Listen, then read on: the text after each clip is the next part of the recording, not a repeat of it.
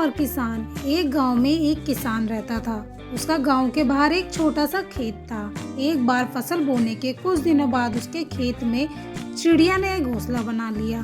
कुछ समय बीता तो चिड़िया ने वहां 2 अंडे भी दे दिए। उन अंडों में से 2 छोटे छोटे बच्चे निकल आए। वे बड़े मजे से उस खेत में अपना जीवन गुजारने लगे। कुछ महीनों बाद फसल कटाई का समय आ गया। गांव के सभी किसान अपने खेत की फसल की कटाई में लग गए। अब चिड़िया और उसके बच्चों का वह खेत छोड़कर नए स्थान पर जाने का समय आ गया था। एक दिन खेत में चिड़िया के बच्चों ने किसान को यह कहते सुना कि कल मैं फसल कटाई के लिए अपने पड़ोसी को पूछूंगा और उसे खेत में भेजूंगा। यह सुनकर चिड़िया के बच्चे डर गए। उस समय चिड़िया कहीं गई हुई थी। जब वह वापस लौटी तो बच्चों ने उसे किसान की बात बताते हुए कहा, माँ आज हमारे यहाँ अंतिम दिन है। रात में हमें यहाँ से दूसरे स्थान के लिए निकलना होगा।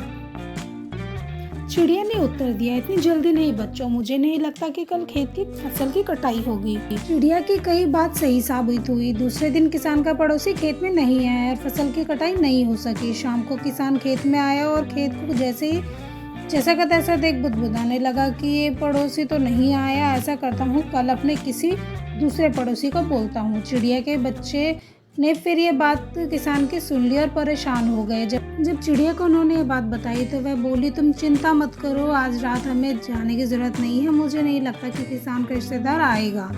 ठीक ऐसा ही हुआ और किसान का रिश्तेदार अगले दिन भी नहीं आया।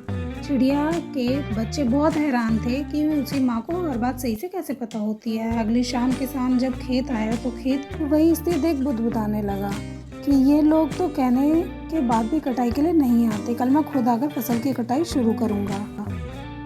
चिड़िया के बच्चों ने किसान की ये बात भी सुन ली। अपनी माँ को जब उन्होंने ये बताया तो वह बोली, बच्चों अब समय आ गया है खेत छोड़ने का। अब हम उसी रात इस खेत को छोड़ के दूसरी जगह चले जाएंगे। दोनों बच्चे हैरान थे कि इस बार माँ को ऐसा क्यों लग रहा है। उन्होंने पूछा तो चिड़िया बोली, बच्चों पिछली 2 बार किसान कटाई के लिए दूसरों पर निर्भर था। दूसरों को कहकर उसने अपने काम से पल्ला झाड़ लिया था, लेकिन इस बार ऐसा नहीं है। इस बार अपनी जिम्मेदारी उसने खुद कंधों पे ले ली है, इसलिए ये अवश्य आएगा। कहानी की सीख हमें कहती है, दूसरों की सहायता लेने में कोई बुराई नहीं है, किंतु यदि आप समय पर काम शुरू करना चाहते हैं और चाहते हैं कि वह काम समय से पूरा हो जाए तो उस समय काम की जिम्मेदारी स्वयं लेनी चाहिए। दूसरे भी उसी की मदद करते हैं जो अपनी मदद करते हैं। अगर आपको ये कहानी अच्छी लगी हो तो लाइक शेयर सब्सक्राइब करें ताकि मैं आपके लिए नेक्स्ट वीडियो जल्दी ला सकूं।